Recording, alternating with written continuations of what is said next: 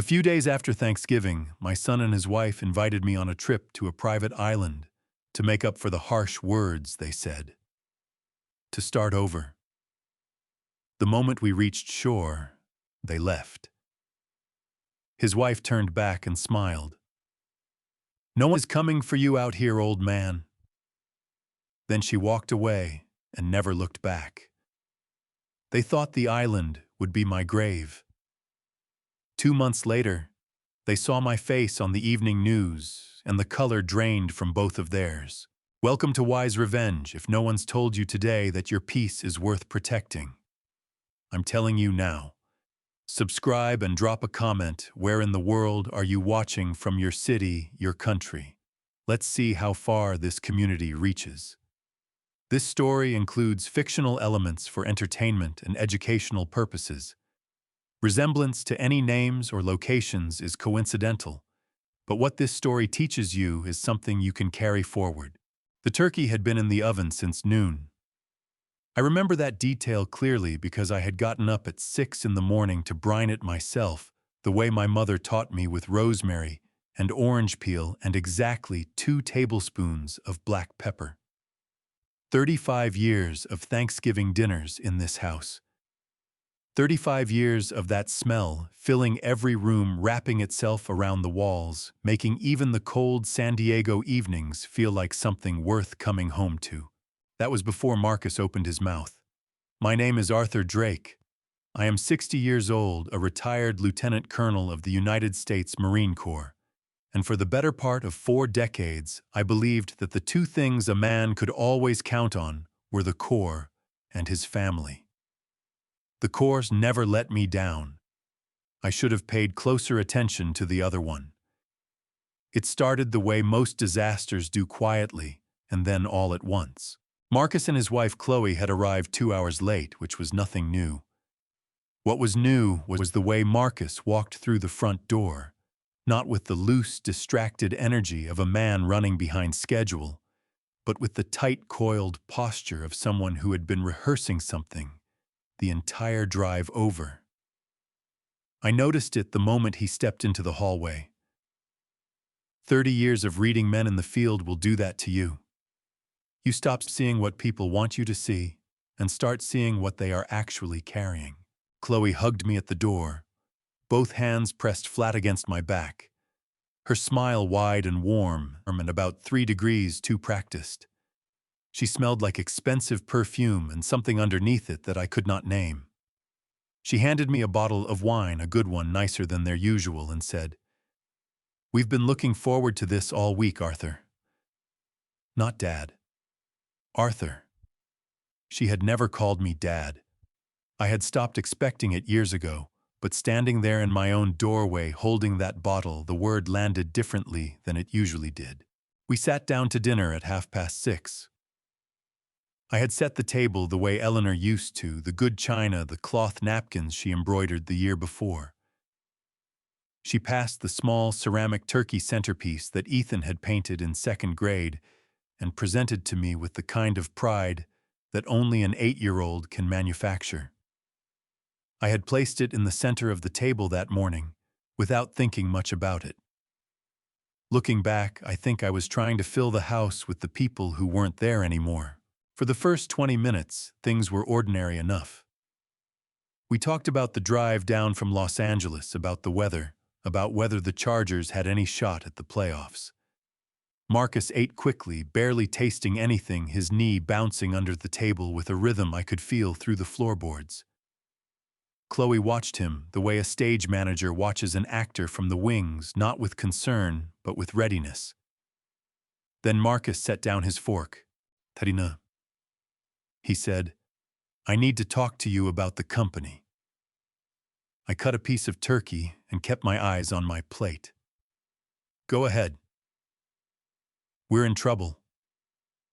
He said it flatly, the way you say something you have been holding in for so long that it has lost all its texture. "Serious trouble. We're carrying about $15 million in debt and the creditors are starting to circle. I've got until the end of Q1 to restructure or we're finished." I looked up at him then. His jaw was set. His eyes locked on mine, and there was something behind them that I recognized immediately, not shame, not desperation, but calculation. He was not telling me this because he needed to get it off his chest. He was telling me this because he needed something from me. "I'm sorry to hear that, Marcus," I said. "I need your savings, Dad." He said it like ripping off a bandage. "All of it. The retirement fund, the investment accounts, everything. It's the only way to bridge the gap while we restructure." The dining room went very still.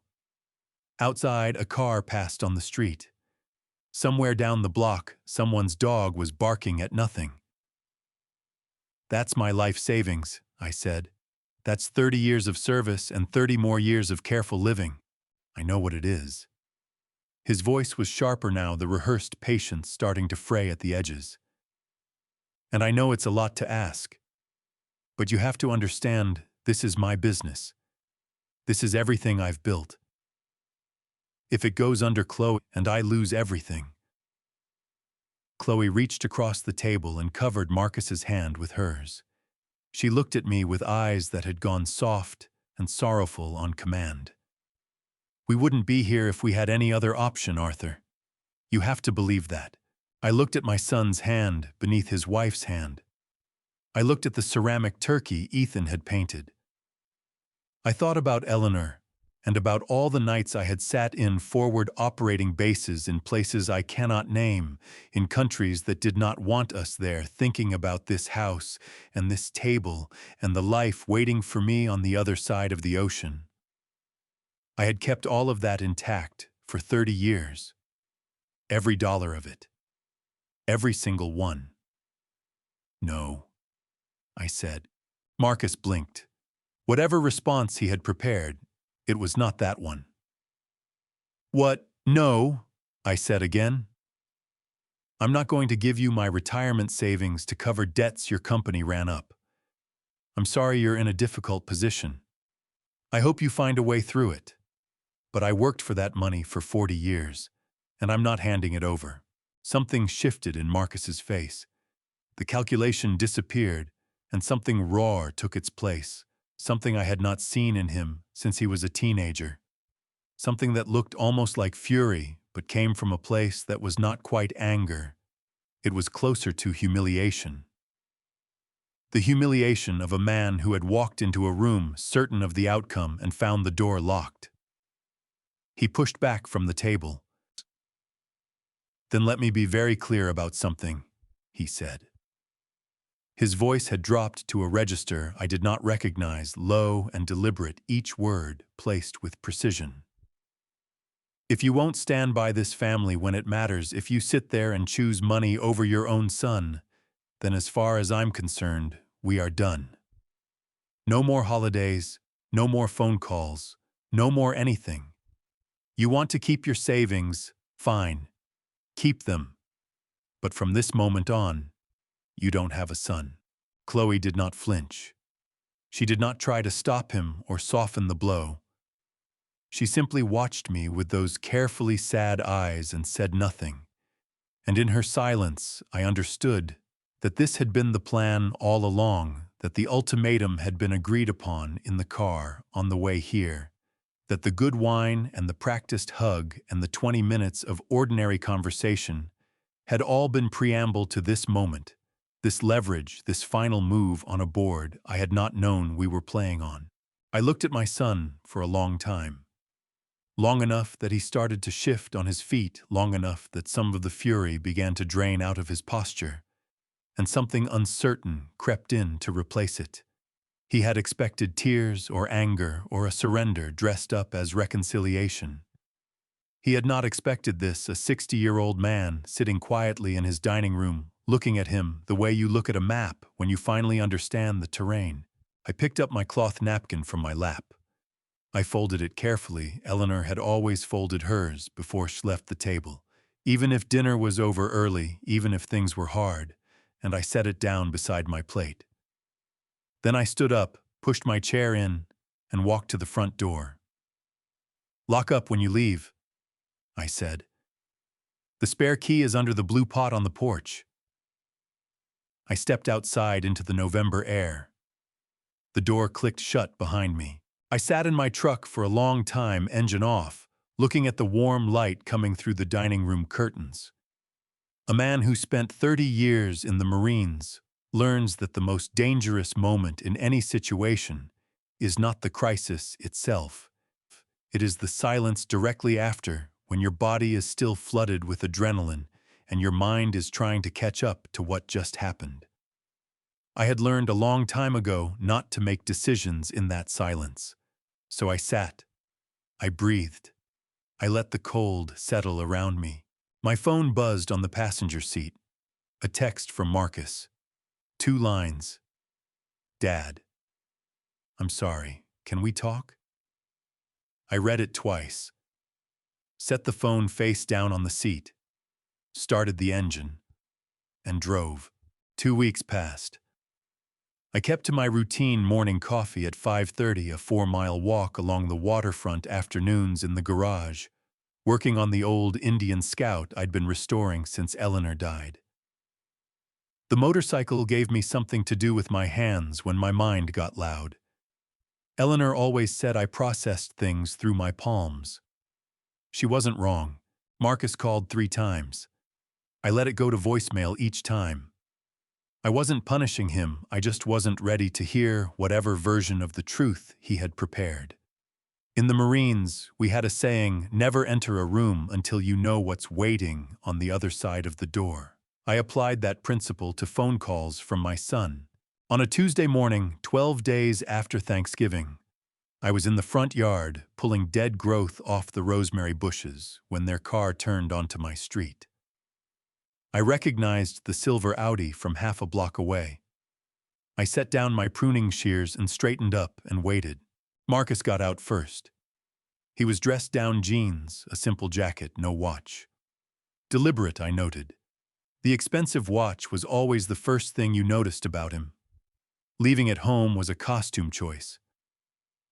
Chloe came around from the passenger side carrying a white bakery box and a bunch of yellow tulips, and she was smiling the way people smile in Christmas card photos, wide and symmetrical, and slightly too bright for a Tuesday morning in December. Dad. Marcus stopped a few feet away. He looked tired, genuinely so, with shadows under his eyes that no amount of preparation could manufacture. That part, at least, seemed real. I know I don't deserve to be standing here, but I needed you to know I'm sorry. For what I said at dinner. For the ultimatum. All of it. I looked at him for a moment. Come inside, I said. I'll put on coffee. We sat at the kitchen table, the same chairs, though it felt like a different room than the one we'd occupied 2 weeks ago. Chloe set the tulips in the sink and arranged the bakery box between us like a peace offering on a negotiating table, which is exactly what it was. She poured coffee without being asked, moving through my kitchen with a familiarity that I noticed she'd never actually earned. We've been doing a lot of talking, Marcus said, wrapping both hands around his mug. About the business, about how I handled things. About us. He glanced at Chloe, who nodded with the quiet precision of a woman who had rehearsed her cues. I went about it completely wrong. Putting you in that position, threatening you, that was wrong. I know that. I appreciate you saying so, I said. I don't want to lose you, Dad. His voice cracked slightly on the last word, just enough, just at the right moment. Whatever happens with the company, whatever we have to figure out, I don't want this to be how things end between us. I drank my coffee. Outside, a pair of mockingbirds were going at each other in the elm tree by the fence. I had been watching people perform under pressure for 30 years. I knew the difference between a man breaking open and a man executing a performance. What I was watching had elements of both, and that combination was the most dangerous kind, because somewhere inside the performance, there might be a thread of something true, and the only way to find out was to stay close enough to pull on it. There's a place I've been wanting to take you, Marcus said. He leaned forward and something in his posture shifted looser, more eager the way it had been when he was 12 years old and trying to sell me on a camping trip. San Clemente Island. A buddy of mine has access to a private landing strip out there. No signal, no noise, just the ocean and some hiking trails. 3 days. Just the two of us. He paused. I think we need it, Dad. I think we need some time away from all of this. Something moved through me, then not quite alarm, not quite recognition. Something quieter. A frequency I had learned to pay attention to in the field, the kind that doesn't announce itself, that just sits at the base of your skull and hums. I looked at my son's face. I looked at Chloe's hands folded carefully on the table, very still, in a way that hands only get when their owner is working hard at keeping them that way. That sounds good, I said. When were you thinking? The relief that crossed Marcus's face was immediate and physical. His shoulders dropped half an inch. His jaw unclenched, and he reached across the table and gripped my forearm with both hands. Next weekend, he said. I'll handle everything. After they left, I stood in the kitchen for a long time. Then I walked into the living room and picked up the framed photograph on the side table, Eleanor and me at our 30th anniversary dinner. Her laughing at something, I'd set her hand on my chest. I set it back down carefully. That evening, my grandson Ethan called to check in, 8 years old, and already more emotionally intelligent than most adults I'd served with. Before we hung up, he asked if I could hold on to his smartwatch while he was at his mother's for the week. The battery died if it wasn't worn, he explained, and he didn't want to lose his step count streak. Sure, kid, I said. I'll keep it safe. After we hung up, I sat with the watch in my palm for a while. Small thing, simple band. A little screen that tracked heartbeats and steps and sleep cycles. I thought about what Chloe's voice had sounded like through the kitchen window 2 nights ago, when I'd stepped outside for air and heard her on the phone. I had only caught a few words before she moved deeper into the house. But I had caught enough. He said yes. Everything is on schedule. I turned the watch over in my hand, found the settings menu, scrolled until I found what I was looking for, a continuous audio recording function, voice-activated, capable of storing up to 72 hours of ambient sound before overwriting. I pressed record. Then I buckled the watch onto my wrist, turned off the kitchen light, and went to bed. San Clemente Island sits about 60 miles off the coast of Southern California, far enough from the mainland that on clear days you can see nothing in any direction but water. The Navy uses the southern end for live fire training. The rest of it is scrub brush, sea cliffs, and silence. It is exactly the kind of place that sounds like paradise until you are standing on it alone. We landed on a private airstrip on the island's northern ridge just after 8 in the morning. The pilot, a quiet man Marcus introduced only as a friend of a friend, cut the engine and told us he'd be back in 3 days. He did not make eye contact with me when he said it. I filed that away. The air smelled like salt and dried grass, and something faintly metallic that I could not place. Marcus shouldered his pack and pointed toward a trail leading into the tree line, already talking about a campsite he'd scouted from satellite maps, already moving with the easy confidence of a man who knew exactly how the next several hours were going to unfold. Chloe fell in behind him, her hiking boots brand new, the tags still creased where she'd removed them that morning. Nobody buys new boots for a spontaneous camping trip. I filed that away too. We walked for about 20 minutes before Marcus stopped and slapped his jacket pockets with both hands, performing a search with the theatrical urgency of a man who has rehearsed it. I left the water filtration kit on the plane, he announced. I'll jog back and grab it. You two wait here. Chloe turned to me with a smile. He does this every time, she said warmly. Never checks the pack twice. Go ahead, I told him.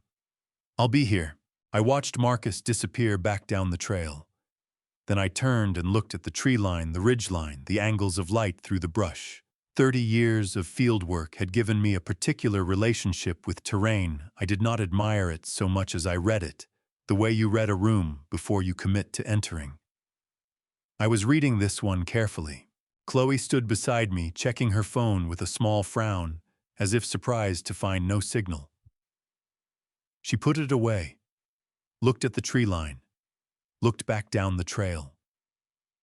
Her right thumb was rubbing small circles against her index finger, a gesture I had noticed before, always when she was waiting for something. 15 minutes passed. Then 30. I stood in the silence of the trail, watching Chloe check her phone again, a small practiced frown on her face. On my left wrist, beneath my jacket sleeve, Ethan's smartwatch was humming quietly, its voice-activated mic capturing every second. Then I heard it, the low, mechanical growl of an engine starting up near the ridge.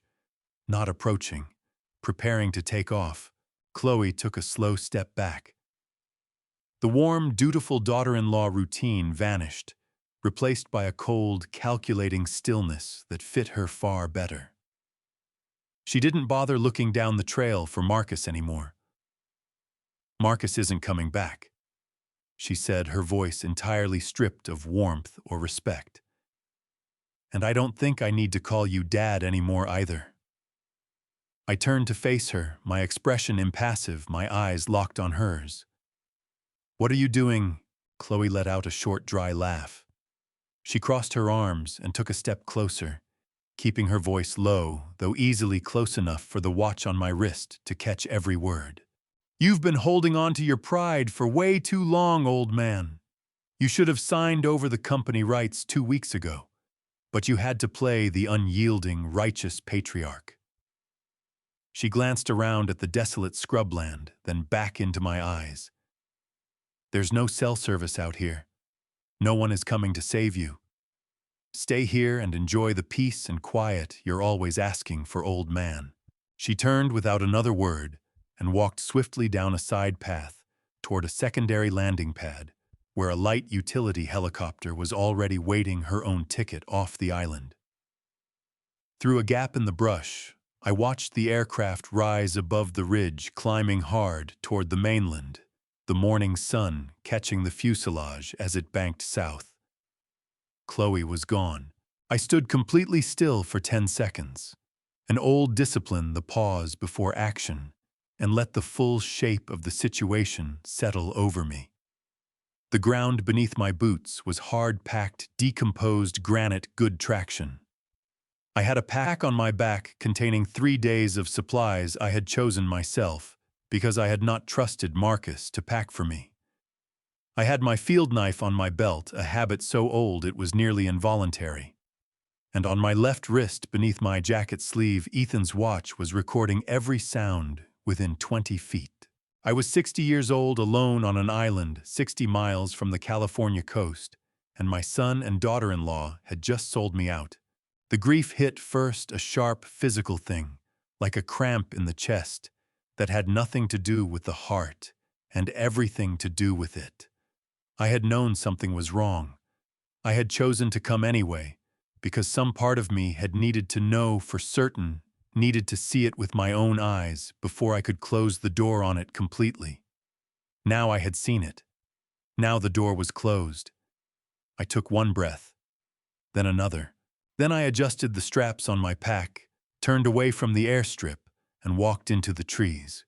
The island's interior was denser than it looked from the trail, salt, cedar, and coyote brush packed tight enough to cut visibility to 30 feet in most directions. I moved slowly and low, keeping to the shadows, pausing every 100 meters to listen. A man who has spent time in the field learns that most environments are not actually silent. They have a baseline, a texture of sound that tells you what is normal. I was listening for what wasn't. I found it 40 minutes in a flash of reflected light from the ridge to the northeast there, and gone in less than a second. Glass or polished metal catching the sun. Not natural, not random. I altered my course toward it and kept moving. I had covered perhaps another quarter-mile when I heard a voice, low male, coming from behind a dense stand of brush to my left. My hand went to my belt before I finished the thought. "Don't," the voice again, closer. "I've been watching you for 10 minutes. You move like a Marine." I stopped. "I was one," I said. "Who are you?" A man stepped out from behind the brush, late 60s, lean and weathered, with the kind of stillness in his body that only comes from a very long time spent in very dangerous places. He was holding a hand-drawn map, actual paper pencil lines, careful and precise. "Raymond Holt," he said. "Former Navy SEAL. I've been on this island for 4 days." He looked at me steadily. "And you're not the first one they've dropped here, Colonel. Not even close." Raymond's camp was built the way a SEAL would build it. Low profile, naturally concealed, positioned with sight lines to 3 different approach corridors. A lean-to of salt cedar branches angled against a limestone outcrop. A small fire pit dug 18 inches into the ground so the light wouldn't carry. Stones arranged in a pattern along the perimeter that looked random until you understood they were an early warning system, placed where a foot would inevitably disturb them. I had been in enough forward positions to recognize good fieldcraft. This was excellent fieldcraft. 2 men looked up when Raymond led me in. The first was broad-shouldered and dark-haired, maybe 65, with a strip of torn fabric wrapped tight around his left forearm, and the relaxed, watchful expression of someone who had stopped being surprised by bad news a long time ago. The second was younger, late 50s, wiry, with quick eyes that had already completed a full assessment of me before I'd taken 3 steps into the camp. "Frank Delgado," the broad one said, extending his right hand. "Army Ranger, retired. Somebody's brother-in-law dropped me here 6 days ago. Told me it was a fishing trip." He said it without bitterness, the way you state weather. "Turned out there are no fish." "Shut to Dex Carver," said the other one.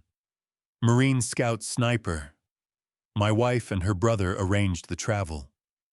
Very thoughtful of them." He smiled without humor. "You're Arthur Drake. Raymond described you before you got here. Said you'd move in from the southwest and you'd have a field knife on your belt." "He was right," I said. "He usually is." Dex handed me a canteen. "Sit down, Colonel. We have things to show you." Raymond unfolded his hand-drawn map across a flat stone, and we crouched around it. He had been meticulous. Every camera position he'd identified was marked with a small circle labeled with cardinal direction and estimated field of view. There were 11 of them across the northern half of the island alone, mounted on brushed aluminum posts that blended with the scrub at a distance, but were unmistakable up close if you knew what to look for. "Day 1, I thought it was wildlife monitoring equipment," Raymond said. "Day 2, I found the power lines running underground toward the ridge. Military-grade cable, not commercial. Day 3, I found the station." He tapped a spot on the map, the northeastern ridge, a structure he'd sketched as a rectangle with an antenna array. "They're broadcasting from up there. Live feed. By the look of the equipment, I could see through the ventilation grate." "Broadcasting to who?" I asked. "Paying customers," Frank said. "We're the entertainment." The words sat in the air between us. A hawk turned slow circles above the ridge. None of us looked at it. "There's a name," Dex said. He reached into his jacket and produced a torn piece of laminated card, the kind used for equipment identification tags. The logo on it was a stylized letter A above a horizontal line, clean and corporate-looking, the sort of design that belongs on a financial prospectus. Below it, in small print, Apex Holdings LLC, authorized personnel only. Pulled it off a camera mount on day 2. Ran the name through everything I knew about military contractor registries. Nothing public.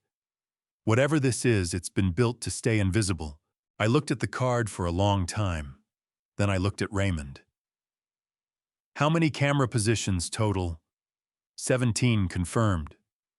Possibly more on the southern end, but I haven't been able to get down there safely. He paused. Arthur, the system is sophisticated. High-definition encrypted transmission motion tracking mounts. This is not improvised. Someone with serious technical knowledge designed this from the ground up. Someone with serious technical knowledge. My son had a master's degree in software engineering from UCLA. He had spent the last 8 years building real-time data systems for private clients. He had told me once over beers at a Padres game, when he was still someone I recognized, that the most elegant piece of software he'd ever written was a distributed camera network that could track multiple moving targets simultaneously across variable terrain. I had been proud of him when he said that. The memory arrived with a physical sensation, something tightening in my sternum working its way upward. I pressed 2 fingers against my chest and breathed through it the way I had learned to breathe through pain in the field, not suppressing it, just making room for it, letting it move through without taking the wheel. "You all right?" Frank asked. "Fine," I said. "Keep going." Dex spread 3 more pieces of salvaged material on the stone beside the map fragments of printed documents he'd recovered from a trash burn site near the station, partially legible. Numbers, mostly. And one phrase repeated across 2 different pages in bold type that made the tightening in my chest compress into something cold and specific. Per target compensation, $15,000. Frank watched my face. 15 million, he said quietly. Per person. Whoever put us here got paid $15 million for each of us. I thought about Marcus's debt. 15 million, he'd said at the Thanksgiving table. His company was carrying 15 million in debt. I had thought it was a coincidence of numbers. I understood now that it was not a coincidence at all. My son sold me, I said. It was the first time I had said it out loud. The words felt strange in my mouth, factually accurate and completely incomprehensible at the same time. He sold me to cover his company's debt. Nobody offered sympathy. These were not men who dealt in sympathy. Raymond put his hand briefly on my shoulder, 1 second firm, then gone, and that was enough. "So," Dex said, pulling the map toward him and picking up a pencil stub. "Here's what we're going to do about it." Dex had been studying the station for 3 days before I arrived, and it showed. He sketched as he talked, his pencil moving across the back of a salvaged equipment sheet with the quick economy of a man who thinks faster than he speaks. The control station on the northeastern ridge was a prefabricated structure roughly the size of a 2-car garage, bolted to a concrete pad that had been poured recently enough that the edges were still sharp. 2 guards rotated in 6-hour shifts, one on the exterior walkway, one monitoring the equipment inside. The exterior guard's blind spot was a 12-foot corridor along the northwestern wall, accessible from the ravine below if you approached from the right angle at the right time. "Stika." "The door is a keypad lock," Dex said. "Commercial grade, not military. I've bypassed worse with a field radio and a paperclip." He tapped the sketch. "The hardware inside is the important part. The cameras run through a central relay unit, 1 box roughly the size of a car battery, mounted on the primary equipment rack. If we physically access that unit and reroute the output signal, we can redirect whatever they're broadcasting to any receiver we designate." "You can do that?" Raymond asked. "I spent 4 years doing signals intelligence work in Fallujah," Dex said flatly. "I can do that." Frank leaned over the sketch with his arms crossed. "What about the guards?" "That's where you and Raymond come in," Dex said. I need them separated and neutralized, no weapons discharge, nothing that brings additional personnel from wherever their backup is staged. Clean and quiet. Frank looked at Raymond. Raymond looked at Frank. Something passed between them that did not require words, the specific shorthand of men who have operated in close quarters under pressure and know exactly what the other one is capable of. "Give us 8 minutes," Frank said. "I need 6, Dex replied. "Then we'll take our time," Raymond said, and Frank laughed, a short, dry sound that seemed to surprise even him. I had been listening and mapping, simultaneously running the plan against the terrain I'd covered, on the way in, checking angles and timelines, the way I used to check them before a raid. The logic was sound. The execution was dangerous, but not reckless. These 3 men knew what they were doing, and more importantly, they knew what they didn't know, which is the more useful skill. "Communications," I said. "Once we have access to their equipment, we need to reach the outside. FBI Coast Guard, someone with jurisdiction and the ability to move fast." Dex nodded. "Their relay unit will have a satellite uplink. Military-grade encrypted, but the hardware itself can be reconfigured for outbound transmission. I can set it to broadcast on Coast Guard emergency frequencies." He paused. "I'll also need about 20 minutes to copy the camera archive onto their own backup drives before we redirect the signal. Every face, every transmission, every timestamp. We give that package to federal law enforcement, and this operation gets dismantled from the top down." How long to do all of it?" I asked. 40 minutes inside the station, maybe 45. Raymond circled a point on the map with his pencil. "There's a ridge approach on the north face that keeps us below the camera line until we're within 50 feet of the structure. We move after dark, single-file, 10-foot intervals. No light, no talking hand signals only." He looked around the group. "We've all done worse." Nobody disagreed. We spent the remaining daylight hours on preparation. Frank fashioned restraints from paracord he'd salvaged from his pack, the kind of knots that tighten under resistance, a ranger specialty. Raymond memorized the guard rotation timing he'd been tracking for 4 days, reciting it twice from memory, and then making each of us repeat it back. Dex disassembled and inspected every piece of electronic equipment he'd accumulated, the salvaged identification card, a small signal detector he'd built from components scavenged from a damaged camera mount, and a bypass tool he'd constructed from wire, and a fragment of circuit board that he handled with the careful reverence of a surgeon with his instruments. I checked Ethan's watch, still recording. Battery at 61%. As the sun dropped toward the water and the temperature on the ridge fell sharply, I sat apart from the others for a few minutes and let myself think about Marcus. Not about what he'd done. I had filed that away with the cold efficiency of a man who cannot afford to process grief mid-mission. I thought instead about the boy he had been. 8 years old, showing me a model F4 Phantom he'd built from a kit paint slightly uneven on the wings, so proud of it he couldn't stand still. I had put it on my desk at Camp Pendleton and kept it there for 6 years. I wondered if he still remembered that. Then I stood up, adjusted the watch on my wrist, and walked back to the group. "One more thing," I said. "When we get into that station, I want the outbound broadcast redirected before anything else.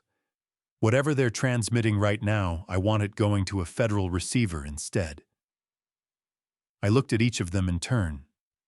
They built this whole operation on the idea that no one was watching. Let's make sure someone is. Dex tucked his tools into his jacket. "Understood."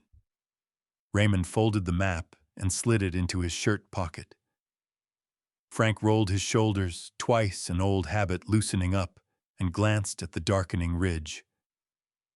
"All right," Raymond said quietly. "Let's go to work." We moved out at 2200 hours. Raymond led single-file 10-foot intervals exactly as planned.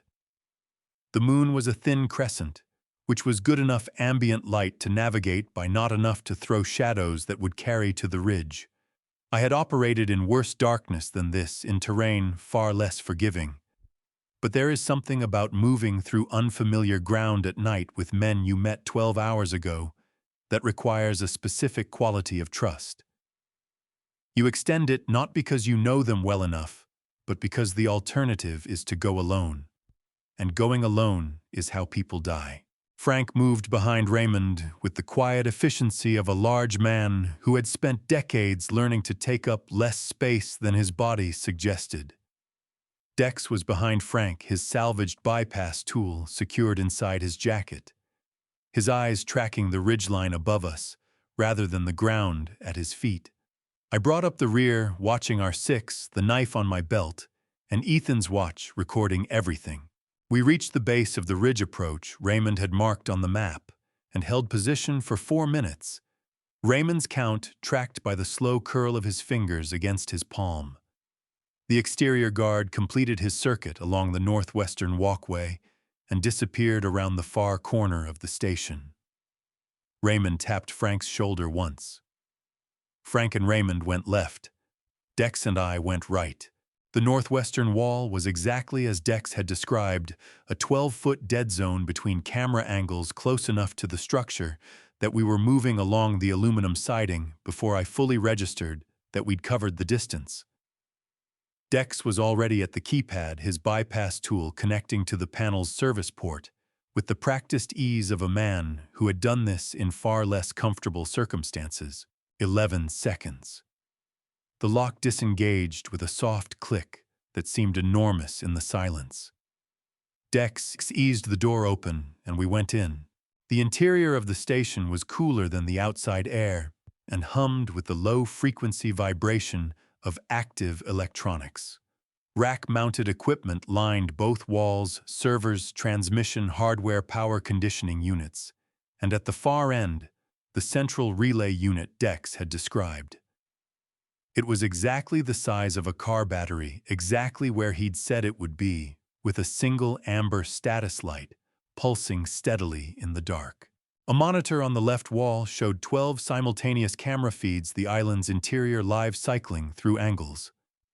On one of them, I could see our empty camp, the stones Raymond had arranged along the perimeter, the cold fire pit.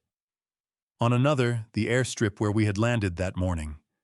The feeds were clean and sharp, time-stamped in the upper corner, and in the bottom right of the screen, a small counter was running a viewer count, I realized. Someone was watching this right now. Multiple someones.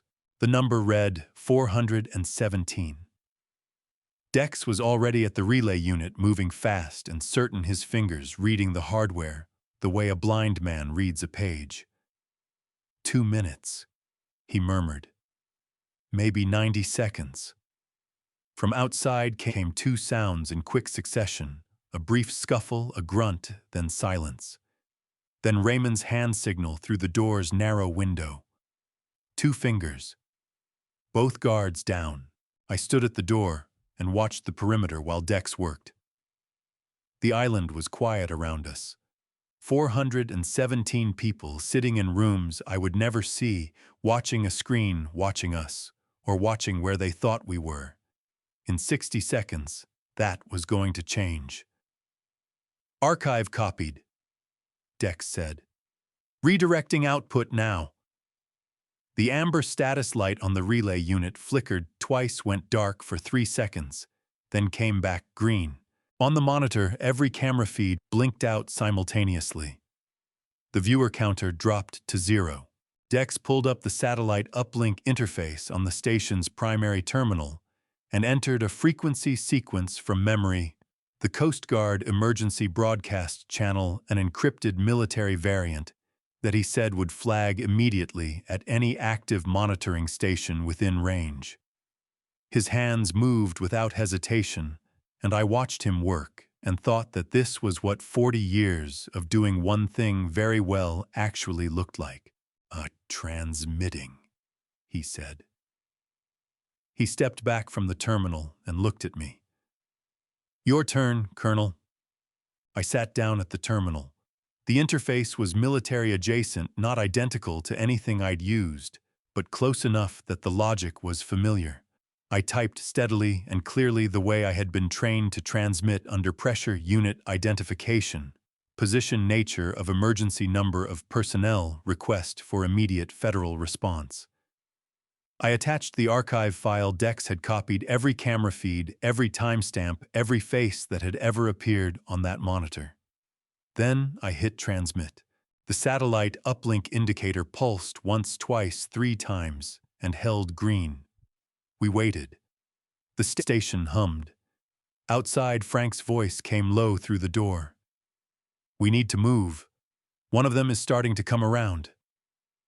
I was about to stand up when the terminal chimed. A response text, only arriving in segments the way military transmissions do, each line appearing after a short delay as the decryption processed it. "USCG Sector LALB, copy your transmission identity. Confirmed Federal Relay active, stand by." Then, 15 seconds later, "Copy that, Colonel, we have your coordinates, hold position, ETA 14 hours. Dex read it over my shoulder. He exhaled slowly through his nose. 14 hours, he said. "We've held longer," Raymond said from the doorway. Frank appeared beside him, rolling his right shoulder, carefully testing it. "Speak for yourself," he said. "I'm 65. He looked at me. "Let's go find somewhere uncomfortable to wait." They figured out something was wrong within 20 minutes. We were back in the tree line, moving south along the ridge when the station's exterior floods came on 4 high-powered lights that turned the northeastern hillside the color of a prison yard. A radio crackled somewhere behind us. Then voices, sharp and clipped, the specific cadence of men receiving bad news and trying to sound calm about it. Raymond held up a closed fist. We stopped. "They'll do a perimeter sweep first," he murmured. "Standard loss of signal protocol. After that, when they can't restore the feed, they'll call in additional personnel." He paused, listening. "We have maybe 40 minutes before this island gets considerably more crowded." "Then we stop being in the same place twice," Dex said. "That became our operating principle for the next 12 hours. We moved in 30-minute intervals, never returning to any position we'd already used, keeping to the densest cover and the most difficult terrain, the kind of ground that slows down men who don't know it as well as we did by now." Raymond's map had become a living document, updated in pencil every time we stopped, new notations added for patrol patterns. Light positions, the location of what appeared to be a second team that had arrived by inflatable boat sometime around midnight. The second team changed the calculus. 6 men at least, Frank said, watching from behind a limestone shelf as flashlight beams cut through the brush below us. "Moving in pairs. They've got the southern approach covered, which means they're trying to push us north toward the airstrip." "Let them," I said.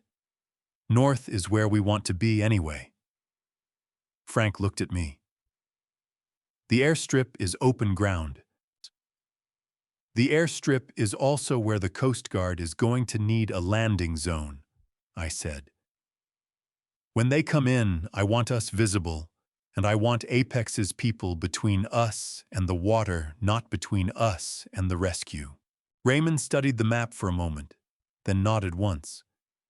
"We thread north, stay below the camera line on the western slope. Most of those mounts are down now anyway, and hold at the tree line above the strip. Use the natural berm as cover." He traced the route with his finger. "It's doable. It's not comfortable, but it's doable." "Nothing tonight has been comfortable," Frank said, and shifted his weight off his left knee with a grimace he tried to suppress and did not fully succeed at. I had been watching Frank's knee since the second hour.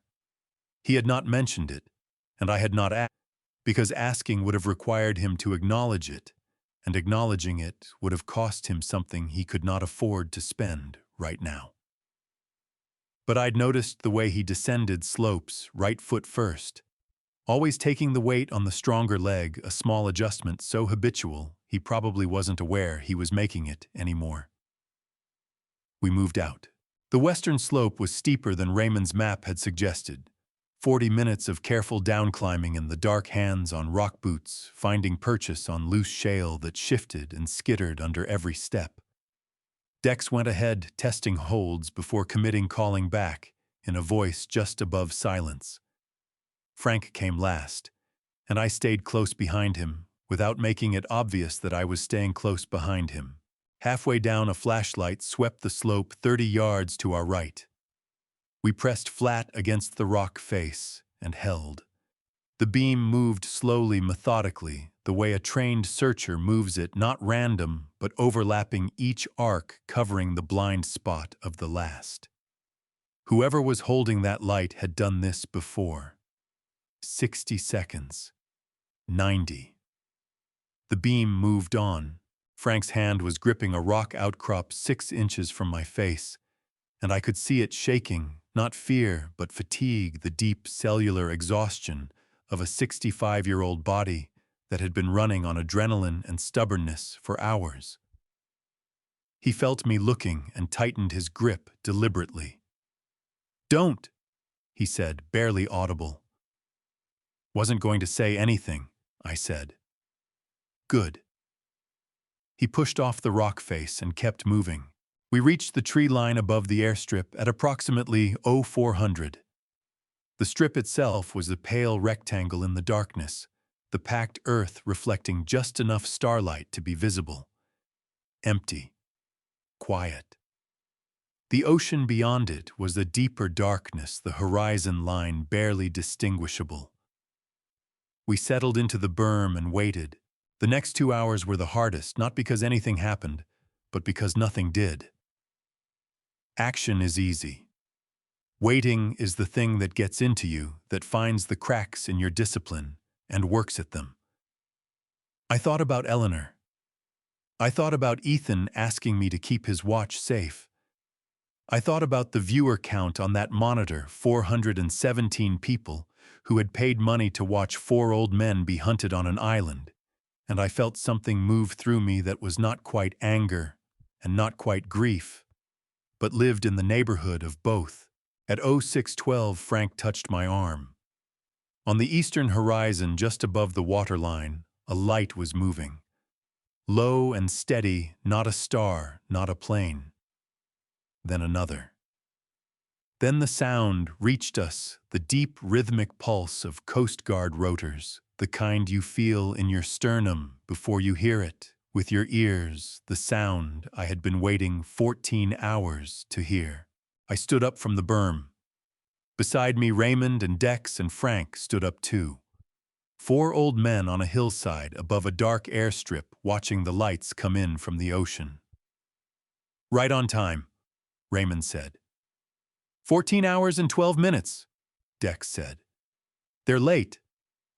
Frank laughed, a real one this time, full and unguarded, the laugh of a man who has just been handed back something he thought he'd lost. It startled a pair of birds out of the brush behind us, and none of us cared even slightly. They came in fast and clean. 2 Coast Guard helicopters touched down on the airstrip within 90 seconds of each other.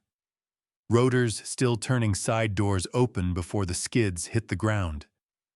Behind them, from the water, 2 rigid, inflatable boats ground up onto the beach below the Eastern Bluff FBI tactical units, in full gear, moving up the slope in the gray morning light, with the particular controlled urgency of people who have been briefed thoroughly and are executing precisely. We stood at the tree line with our hands visible. A woman in an FBI field jacket broke away from the tactical formation and walked directly toward us. She was somewhere in her mid-40s, dark hair pulled back, moving with the kind of ground-eating stride that suggests someone who does not waste motion. She looked at each of us in turn, Raymond, Dex, Frank, and then settled on me. "Sir Colonel Drake," she said. "Special Agent Linda Marsh, FBI Organized Crime Division. We've been looking for you." She said it matter-of-factly without the performative relief that civilians tend to bring to rescue scenarios. I appreciated that. "How bad is it out there?" I asked, meaning the island. "Chica, we have 14 individuals in custody so far. Sweep is ongoing." She glanced toward the ridge where I could hear the tactical teams moving through the brush. "The archive you transmitted gave us everything we needed. Names, financial transactions, membership rosters. This operation is finished." Frank exhaled beside me, long and slow like a tire deflating.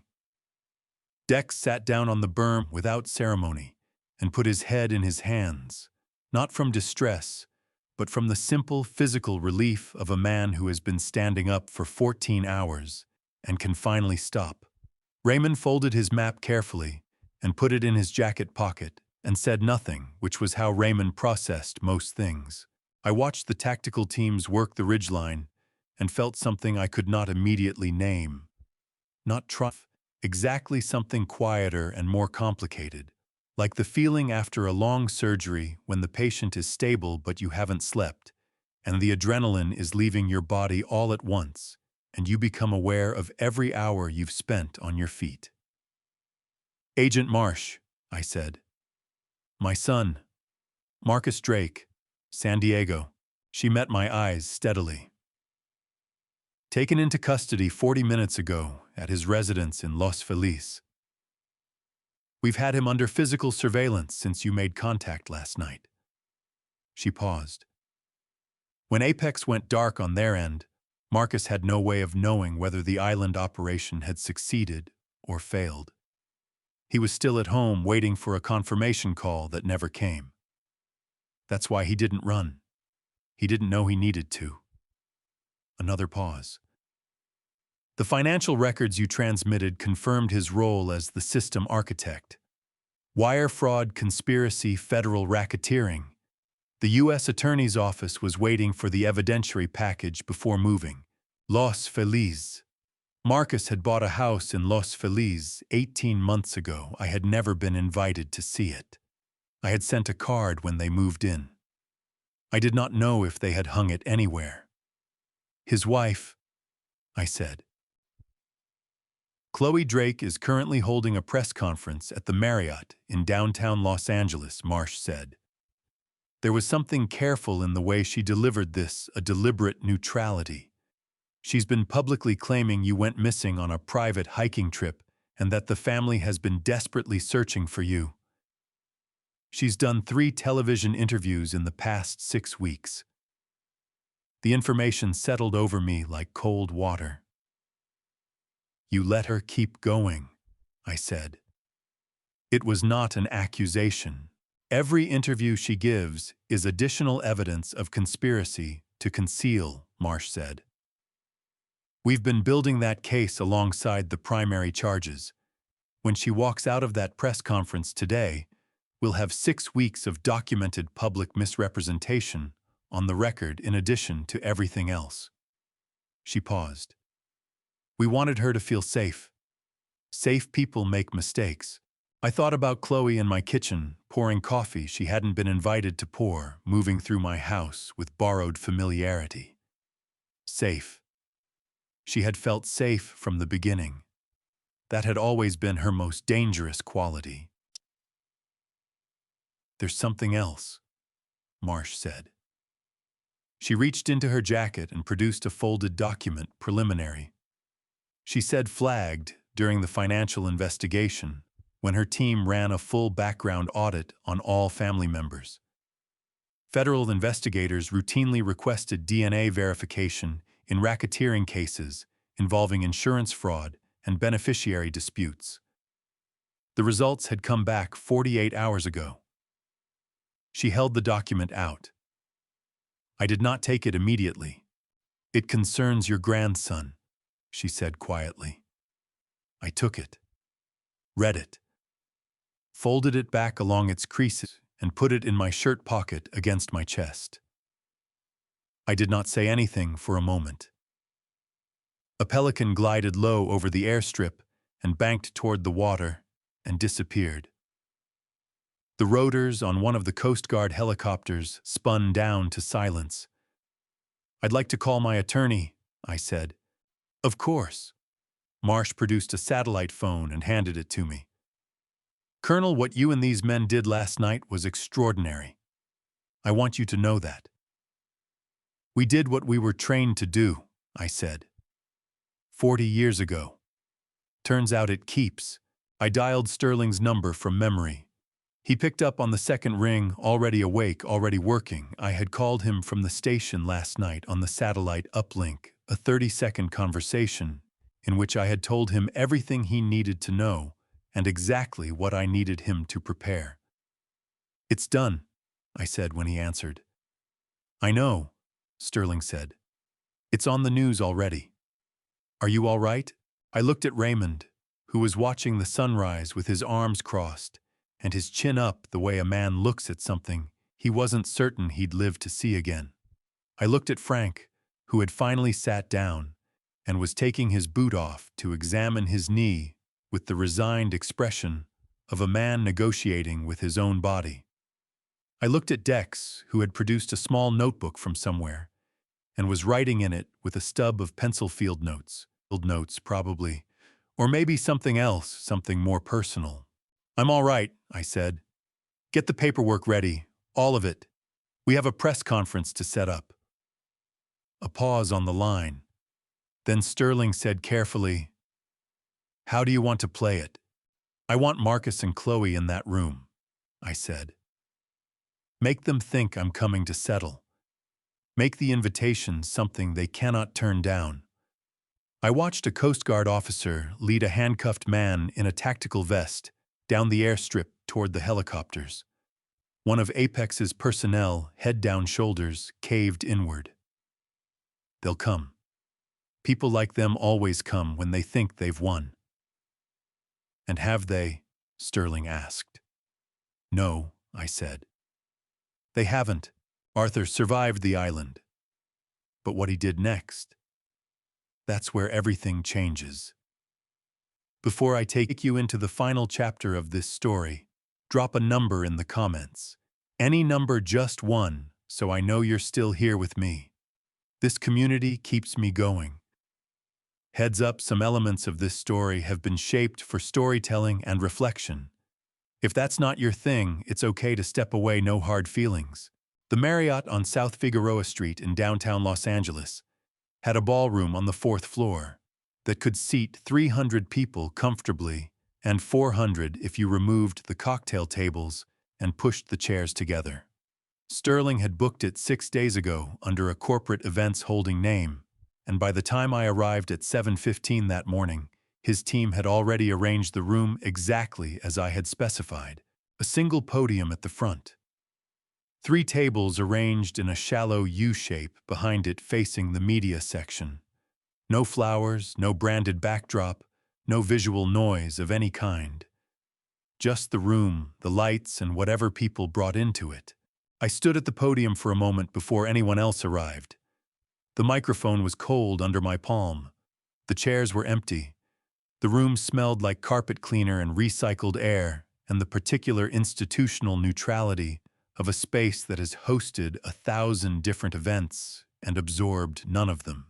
I had stood in briefing rooms like this before every significant operation of my career, that same quality of loaded stillness, the room holding its breath before the work began.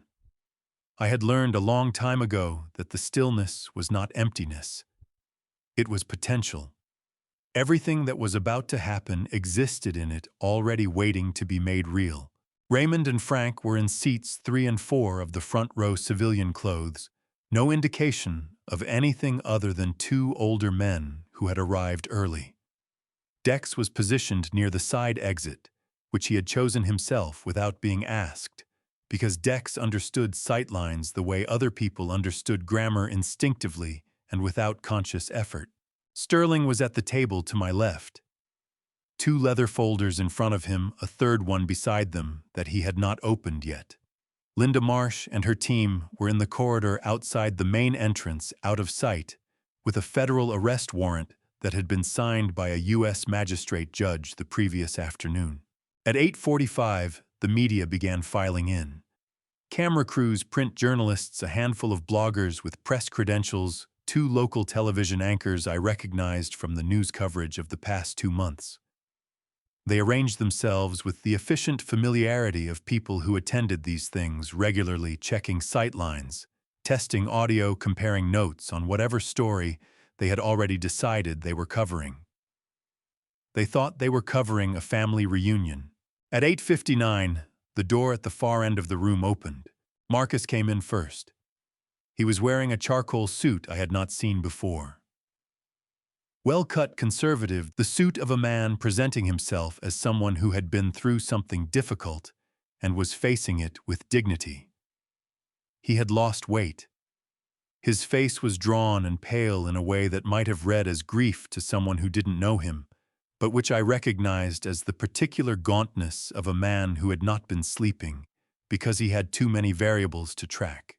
Chloe was half a step behind him, her hand lightly on his arm, the posture of a united front, practiced and precise.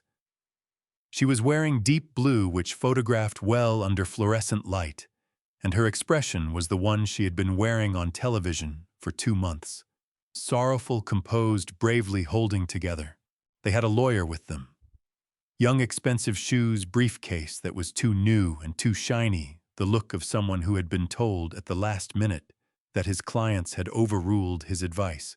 Marcus scanned the room.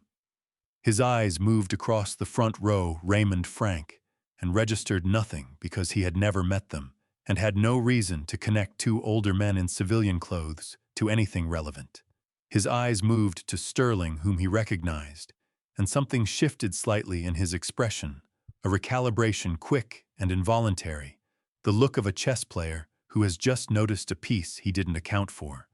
Then his eyes found me. I was standing at the podium. I had not moved. I had not changed my expression. I was simply there the way a wall is there, solid, present, immovable, having been in place long before anyone arrived, and giving no indication of going anywhere. The color left Marcus's face in a single wave from the forehead down, like a shade being drawn. His step faltered just once, just slightly, and then he recovered it because Marcus had always been good at recovering. It was one of the things I had admired about him when he was young. Chloe's hand tightened on his arm. I could see it from across the room, her fingers pressing in a signal, a steadying. Her own face had gone very still in a way that was different from her composed television expression. This was not composure. This was the stillness of a woman running rapid calculations. Their lawyer leaned between them and said something urgent and quiet. Marcus shook his head once sharp. Chloe did not respond to either of them. She was looking at me. I held her gaze for a moment. Then I looked at Marcus. Then I turned back to the podium and adjusted the microphone.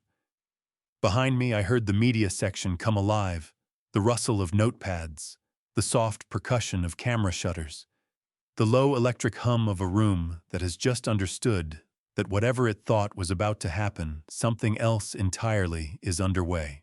Marcus and Chloe sat down at the center table. Their lawyer sat beside Marcus and opened his briefcase and then closed it again without taking anything out. I waited until the room settled. "Good morning," I said. "My name is Arthur Drake. I appreciate you all being here." I reached into my jacket and placed Ethan's watch on the podium beside the microphone, small, unassuming, its screen dark. "I have a few things I'd like to share with you today. We'll start with this." I pressed play. "Before I play you, what was on that watch before the room heard what I had been carrying for 58 days? Leave a comment with the number 60. Just that. So I know you're still here, and so you know you're not watching this alone. This story includes fictional elements built for reflection and storytelling. If you'd rather not continue, this is your moment, no pressure, no judgment." The recording lasted 4 minutes and 37 seconds. I know the exact duration because I had listened to it 11 times during my recovery, not out of masochism, but because I needed to know every word, Every pause, every shift in tone, the way you need to know the terrain before you commit to crossing it. By the third listen, I could have recited it from memory. By the 11th, I had stopped hearing Marcus's voice as my son's voice and started hearing it as evidence, which is the only way I knew how to carry it. The room heard it for the first time. The first 30 seconds were ambient sound, the interior of my house the night before the trip. The refrigerator hummed the distant bark of the neighbor's dog, then Chloe's voice, low and precise. "He's confirmed for tomorrow. The pickup is at 7. A pause. Then Marcus. "And their contact has the transfer ready. Chloe, pending delivery confirmation. 15 million, same as the others." A camera shutter fired somewhere in the media section. Then another. Then the room went very quiet in the specific way that rooms go quiet when 200 people are holding their breath simultaneously. Marcus's voice continued on the recording, discussing logistics, pickup coordinates, the name of the pilot, the precise wording of the cover story about the water filtration kit. His voice was calm and businesslike throughout, the voice of a man discussing a supply chain problem rather than the disposal of his father. At one point he laughed at something Chloe said, a short, easy laugh, and I heard someone in the front row of the media section make a sound that was not quite a word. When the recording ended, the silence lasted perhaps 4 seconds. Then Marcus was on his feet. "That's fabricated," he said loudly, and immediately, his voice cracking on the second word in a way that did not suggest innocence. "That's a fabrication. It's been manipulated. You cannot." He turned to his lawyer, who had gone the color of old chalk. Tell them it can be manipulated." The lawyer opened his mouth, closed it. "The recording was authenticated by the FBI Forensic Audio Unit," Sterling said from his table without raising his voice. He slid a single document toward the center of the table, the authentication report, federal letterhead, 4 pages. "Chain of custody was established at Naval Medical Center, San Diego, on day 3 of Colonel Drake's admission. The original file remains in federal evidence. What you heard is a certified copy." He paused. "Under federal law, recordings made by a party to the conversation are admissible regardless of state consent statutes.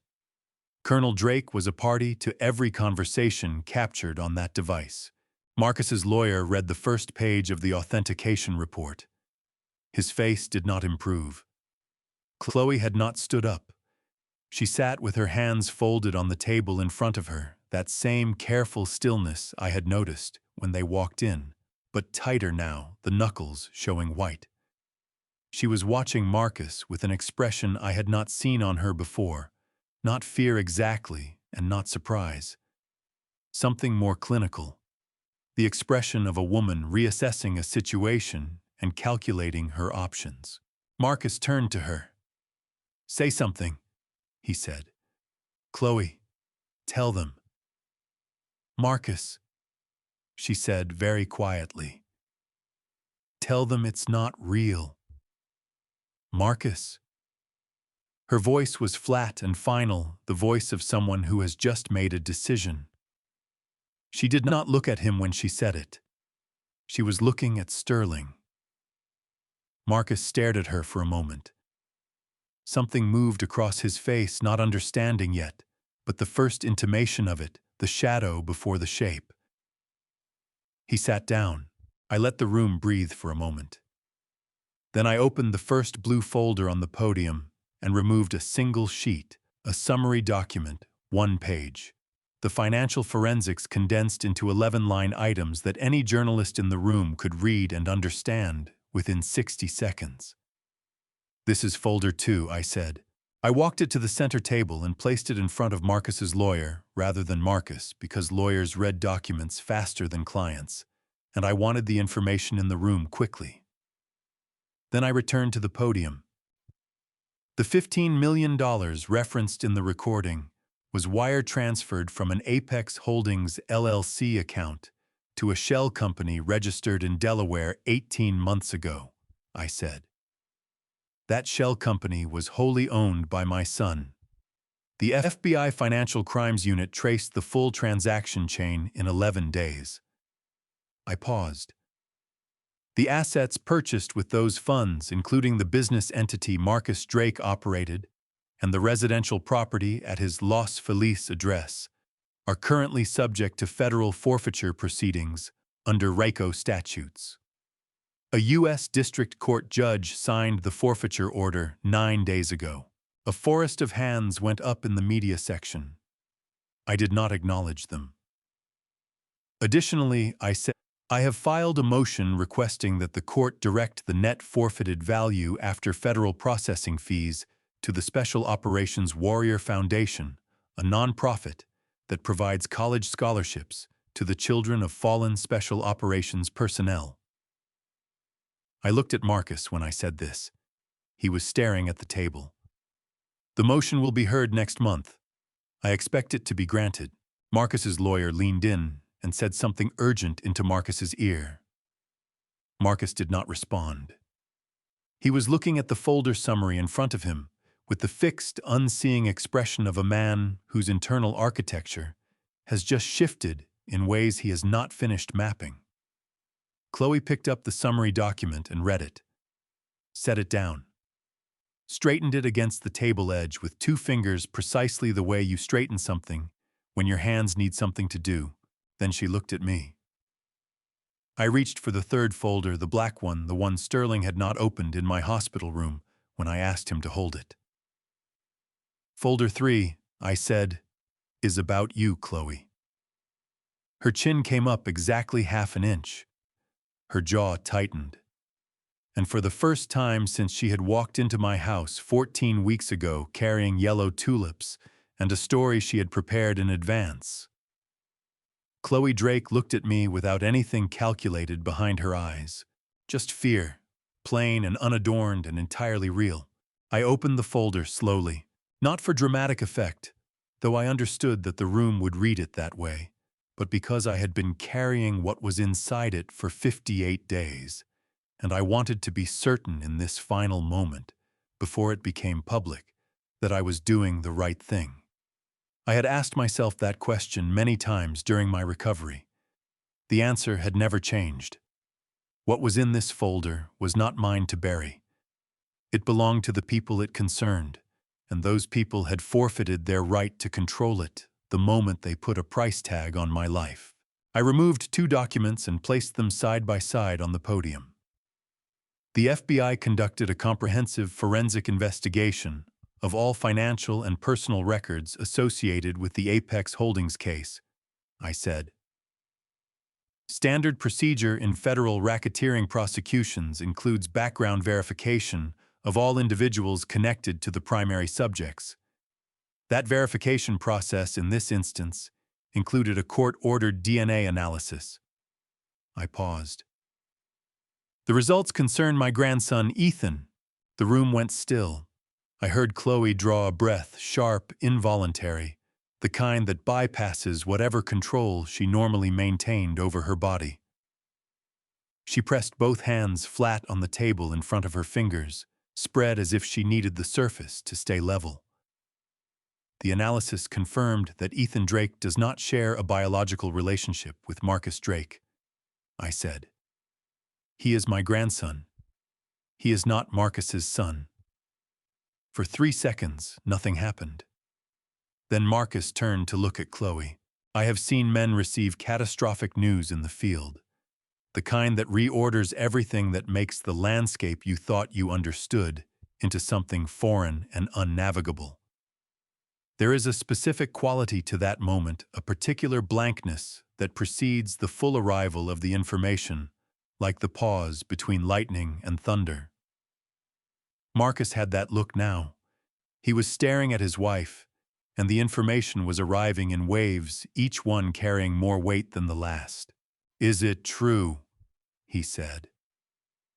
Not a question. A statement looking for a place to land. Chloe did not answer. Her hands were still flat on the table and she was breathing carefully, deliberately through her nose. Her eyes were fixed on a point somewhere between the table surface and infinity. Chloe. His voice broke on her name, cracked clean through the sound of something structural giving way. Look at me. Is it true? She looked at him. Whatever passed between them in that moment was not something I could fully read from the podium. But I saw the exact instant Marcus received his answer, not from anything she said, but from what she didn't say, from the way her chin lifted slightly, and her shoulders came back, the instinctive repositioning of a woman who has decided that defense is no longer a viable strategy and is moving to something else. You want to talk about truth, Chloe said. Her voice was low and controlled and utterly without warmth. You want to sit here and talk to me about truth? You sold your father to a criminal organization for $15 million, Marcus. You built the software. You drew the maps. You booked the pilot. She leaned forward. Don't talk to me about truth. The room erupted. Camera shutters fired in volleys. 3 journalists were on their phones simultaneously. Someone in the back called out a question that was immediately lost under the noise of a dozen other voices. Marcus's lawyer grabbed his arm. Marcus shook him off hard, the gesture of a man who has run out of patience for counsel. That is not... Marcus's voice came out too loud, too raw, the volume of a man who has lost control of his register. That is not the same thing. That is not even close to the same thing. You lied to me for 8 years. 8 years, Chloe. You let me believe. He stopped. His jaw worked. Who is he? Tell me who he is. Lower your voice, she said. Tell me who he is. I said lower your voice. She was almost composed now, almost the performance reassembling itself in real time, though the seams were showing in ways they never had before. You're making a scene. You're going to lecture me about making a scene. He laughed, a terrible sound, nothing like the easy laugh on the recording, full of something jagged and uncontrolled. You enrolled our son in Little League. I coached that team for 2 seasons. I was at every game. I bought him a glove. His voice cracked again on the last word. I bought him a glove. Something shifted in the room. At that I felt it, a change in the quality of attention, the media section, recalibrating as the story became something more complicated than a villain being exposed. Marcus was still a man who had done an unforgivable thing. He was also in this moment a man who had been betrayed in a way that was entirely separate from anything he deserved, and the room was old enough and human enough to hold both of those things simultaneously. Chloe stood up. I'm not doing this here, she said. You don't get to decide that anymore. Marcus stood too, and for a moment, they faced each other across the table with the specific, exhausted fury of 2 people who have been holding a shared structure upright for years and have simultaneously let go. You don't get to decide anything anymore. We are finished. We have been finished. I just didn't know it until right now. We were finished. Chloe said, the day you told me your plan for your father, I just didn't have anywhere else to go. The admission landed in the room like a stone dropped into still water. Rings spreading outward, touching everything. Marcus stared at her. His mouth opened, closed. The main doors opened. Linda Marsh walked in with 4 federal agents behind her, moving with the quiet authority of people who have been waiting patiently for the right moment and have determined that this is it. She crossed the room without hurrying, stopping at the center table, and looked at Marcus and Chloe with the expression of someone completing a task that has been a long time in preparation. Marcus Drake, Chloe Drake. Her voice was clear and carried to every corner of the room. You are both under arrest. You have the right to remain silent. Marcus did not resist. That surprised me in a way I had not anticipated. I had prepared myself somewhere in the back of my mind for a scene for shouting for physical resistance, for the kind of public unraveling that the past hour had suggested was possible. Instead, when the agent behind Linda Marsh stepped forward with the handcuffs, Marcus simply extended his wrists. The gesture was almost formal, the gesture of a man who had run completely out of road and knew it. His lawyer said something into his ear. Marcus nodded once mechanically, without looking at him. Chloe was different.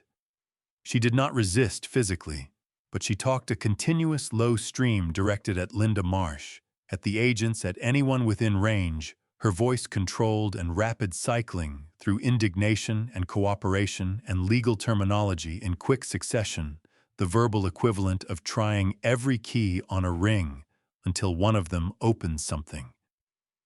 None of them opened anything. The agent, cuffing her hands behind her back, did so with the practiced efficiency of someone who had heard every version of this particular speech before. The room was in controlled chaos. Cameras firing, journalists calling out questions, the low roar of 200 people processing the same extraordinary thing simultaneously. Raymond and Frank had stood up from the front row. Raymond had his arms crossed and was watching the arrest with the expression of a man watching a weather system move through, attentive, unsurprised, quietly satisfied. Frank had his hand over his mouth, which on anyone else might have indicated distress, but on Frank indicated that he was working very hard not to say something out loud. I stepped away from the podium. There was nothing more for me to do at the front of that room. The documents were in Sterling's possession. The recordings were in federal evidence. The arrest was in Linda Marsh's hands. I had built this thing carefully over 58 days, and now it was executing without me the way good plans do, running on their own momentum, requiring nothing further from the person who set them in motion. I walked toward the side exit where Dex was standing. He looked at me as I approached, a long, level look, the kind that carries a full conversation in it, without requiring any of the words. Then he pushed the door open and held it, and we walked out into the corridor together. The corridor was quiet. The thick carpet absorbed our footsteps. From behind the ballroom doors came the muffled sound of the room still processing what it had witnessed. Voices layered over voices, the occasional sharp percussion of a camera shutter finding its way through the soundproofing. Raymond and Frank came through the door 30 seconds later. Frank was finally smiling, not the short, dry sounds he made when something was bleakly funny, but a real smile, the kind that takes up his whole face and makes him look 20 years younger.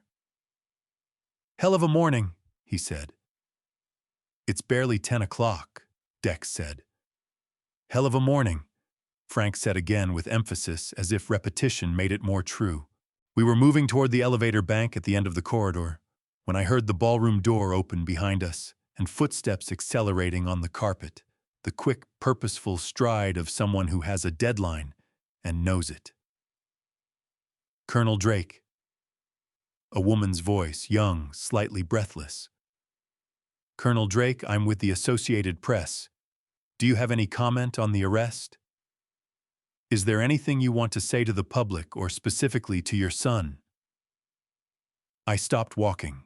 Raymond and Frank and Dex stopped too, a half step behind me, and I felt them there without looking, the specific gravity of 3 men who had spent 14 hours on a dark island with me, and were now standing in a hotel corridor in Los Angeles on a Tuesday morning, waiting to see what I would say. I turned around. The reporter was young, mid-20s recorder, already extended notebook, open, the eager and slightly guilty expression of someone who knows they are asking a question that cuts close to something personal but has a job to do. I did not hold it against her. She was doing exactly what she was supposed to do. I looked at the recorder for a moment. Then I looked past it at the closed ballroom doors behind her, behind which Marcus was being processed, and Chloe was still talking, and 200 people were filing out with the story they would carry forward into the rest of their lives. How my son made his choices, I said. He'll live with them. That's all I have to say about Marcus. I paused. As for the public, I'd ask them to remember the 3 men who were on that island with me.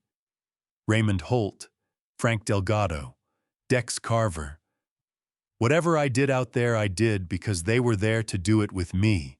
Make sure people know their names. The reporter was writing fast. And for yourself, Colonel, what's next for you? I thought about Ethan's step count streak. I thought about the Indian Scout in my garage still half restored. I thought about the waterfront path at 5:30 in the morning when the bay was flat and the bridge was gray against the pink sky, and the city had not yet remembered to be loud. Breakfast, I said.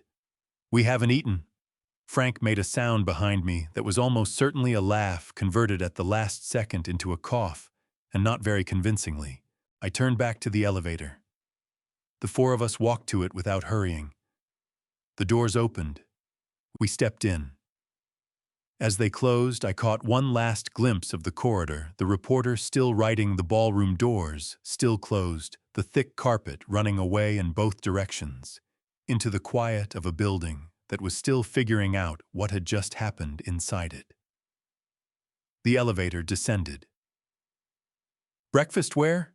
Dex asked. Somewhere that doesn't have a television, Raymond said.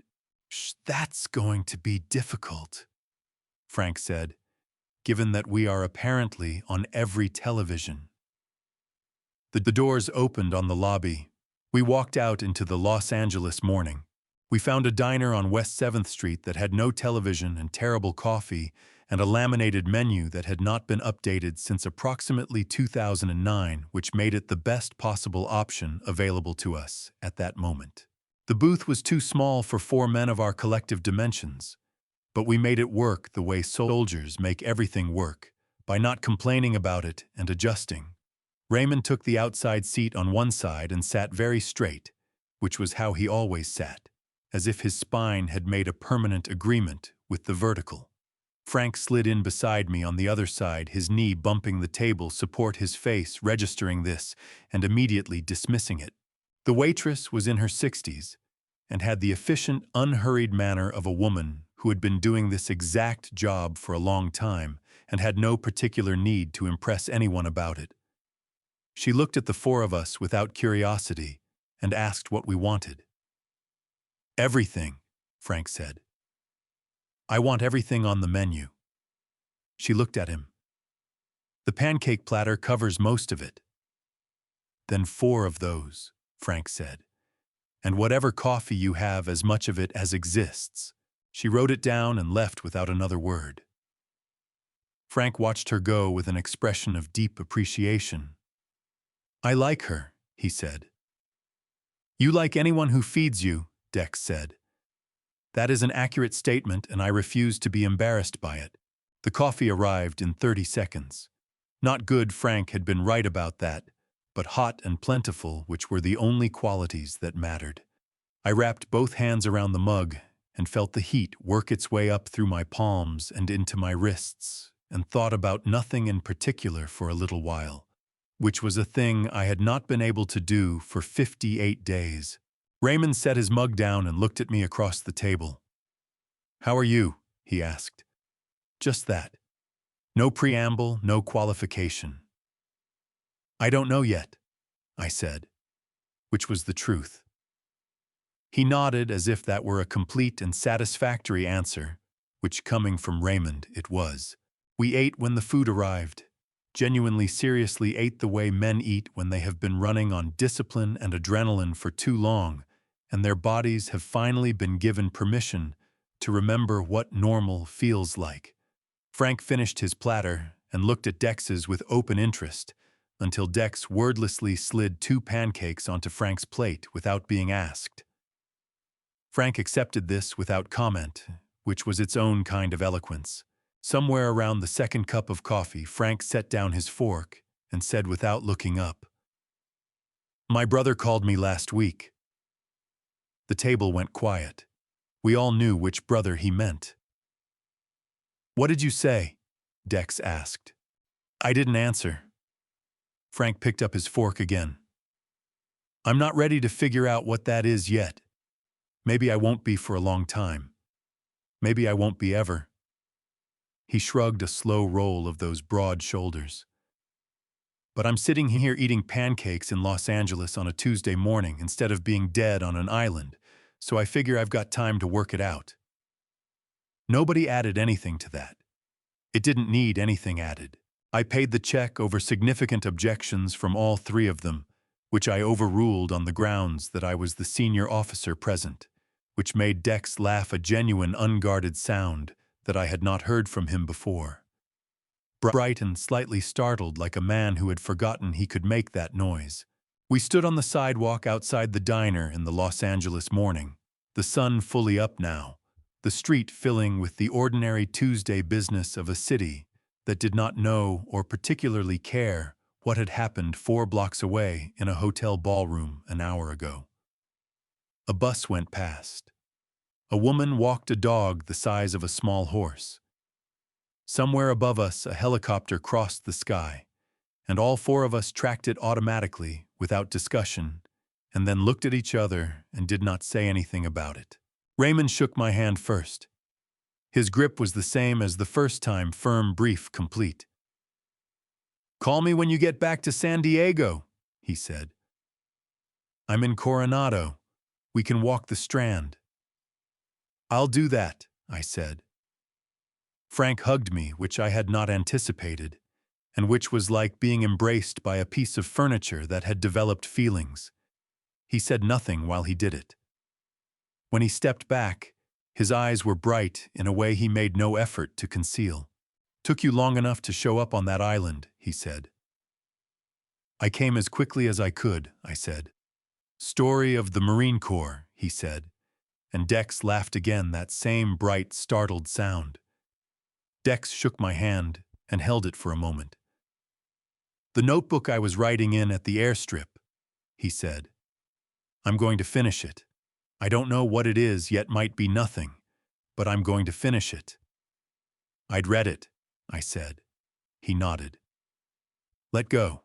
Stepped back. They walked together toward the parking structure on the next block. 3 men on a Tuesday sidewalk in Los Angeles. Raymond, straight-spined and deliberate, Frank rolling slightly on his bad knee. Dex with his hands in his jacket pockets. At the corner, Frank turned around and raised one hand without looking back. I raised mine. Then I walked to where I had parked the truck 2 blocks north, a metered spot I had paid for 3 hours this morning, with no certainty at all that I would be using the full time, and now would not be. I sat in the driver's seat for a moment with the engine off, the way I had sat outside my house on Thanksgiving night, and let the silence of the cab settle around me. Then I started the engine and drove south toward San Diego and whatever came next.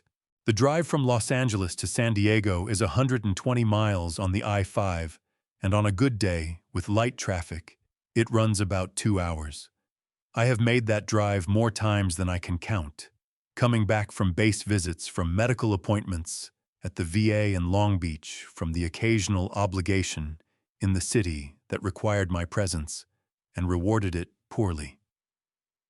I know every landmark on that stretch of highway, the refineries at Carson, the Oceanside Pier, visible for 30 seconds, between exits the point south of San Clemente, where the freeway runs close enough to the water that on clear days you can see whitecaps. I had not driven it since before the island. I kept the radio off. The truck cab was quiet and the highway unspooled in front of me, and I let my mind do what it needed to do, which was mostly nothing, a long, deliberate emptying, the kind of mental housekeeping that only happens when you give it room. Somewhere around Oceanside I thought about Marcus, not with anger and not with grief exactly, but with the particular exhausted clarity that comes after a thing is finished and you are trying to understand what it was. He had been 7 years old when I came back from my first overseas deployment. Eleanor had brought him to the base for the homecoming ceremony, and he had run across the tarmac in a way that small children run, with his whole body, arms pumping, no awareness of anything except the direction he was going. He had hit me at full speed, and I had caught him and held on and felt the specific weight of him, the realness of him, the proof that something good existed in the world. I had thought about that moment many times during the past 2 months. I still could not reconcile it with the man in the charcoal suit who had extended his wrists for the handcuffs. I had stopped trying to reconcile them. Some distances are too large to bridge, and the honest thing is to acknowledge that rather than exhaust yourself building toward a meeting point that does not exist. The Coronado Bridge appeared on my left as I came into San Diego gray and familiar, the same view I had looked at from my hospital window for 8 weeks. Seeing it from the highway at 60 miles an hour was different from seeing it from a bed. More ordinary, less weighted, just a bridge doing what bridges do. I pulled off on my exit and drove the familiar surface streets to my house. Patricia's car was in the driveway. The front door opened before I had finished parking. Ethan came out first, moving the way he always moved, at a speed that suggested he had somewhere important to be, and was already slightly late for it. He was wearing a soccer jersey 2 sizes too large, and his sneakers were on the wrong feet, which was a thing he did not notice until someone told him and then immediately forgot again. He hit the side of the truck before I had fully opened the door. "I saw you on TV," he announced, grabbing my arm with both hands and pulling with a force disproportionate to his size. "You were on like every channel. Mrs. Patterson showed us on the smart board at school. She said you were a hero and everyone clapped." "Did they?" I said. "I told them you were my grandpa." He said this with a satisfaction so complete it was almost architectural. Tyler Brennan said his grandpa was in the Army, and I said mine was in the Marines, and Mrs. Patterson said the Marines were very impressive, and Tyler Brennan did not say anything after that. I put my hand on top of his head. He ducked away from it immediately, the way 8-year-olds duck away from things that are affectionate and therefore intolerable, then came back and pressed his shoulder against my arm, which was how he accepted affection while maintaining plausible deniability about wanting it. Patricia was on the porch, arms crossed, watching us with the expression she had inherited from Eleanor, that particular combination of warmth and assessment that could read a room and a person simultaneously. She had Eleanor's eyes. Sometimes it still caught me off guard. "You look thin," she said. "I've been told," I said. "Are you all right?" "Getting there." She nodded, accepting this, and stepped forward and put her arms around me briefly and firmly, the way Eleanor had always hugged, not delicate, not performative, just present. I held on for a moment longer than I intended to. Ethan was already back inside by the time we separated, his voice audible from the kitchen, demanding to know if there was food, because apparently breakfast had been a long time ago. Patricia shook her head at the ceiling with the fond exasperation of a woman who had been managing Ethan's appetite for 2 months and had achieved only partial success. We went inside. The house smelled like coffee and the rosemary from the front yard, and something Patricia had baked that morning, cornbread. I thought from the particular sweetness of it. The afternoon light came through the kitchen windows at the angle it always came at this time of year, falling across the table in a wide bar that caught the dust motes and made them visible, turning them briefly golden before they drifted out of the light and disappeared. Eleanor's ceramic turkey was still on the table. I had not moved it since Thanksgiving. Ethan was already at the counter investigating a pan of cornbread with the focused intensity of a field operative assessing an objective. I sat down at the kitchen table and looked at the turkey centerpiece chipped slightly on one wing, now paint fading on the tail feathers, and thought about the boy who had painted it and the man he had become and everything that lived in the distance between those two things. Then Ethan put a piece of cornbread in front of me without being asked, because he was 8 years old and had decided I needed it, and I picked it up and ate it and let the afternoon settle around us. "Grandpa," Ethan said, his mouth full, leaning against the counter with his arms crossed in a posture that was a small, unconscious echo of something I apparently did often enough that he had absorbed it. What happens now? I looked at him, at the turkey, at the light on the table. Now, when I said, we figure that out, an hour after the cornbread, Ethan decided we were going to the beach. He announced this the way he announced most things, not as a suggestion or a request, but as a statement of existing fact delivered while already putting on his shoes, which were still on the wrong feet, and which Patricia pointed out, and which he corrected without breaking conversational stride. He had a specific beach in mind, the stretch below Sunset Cliffs, where the rocks formed tide pools that he had been cataloging in a spiral notebook since last spring, with a thoroughness that I found both admirable and slightly alarming in an 8-year-old. Patricia said she would stay and clean up the kitchen.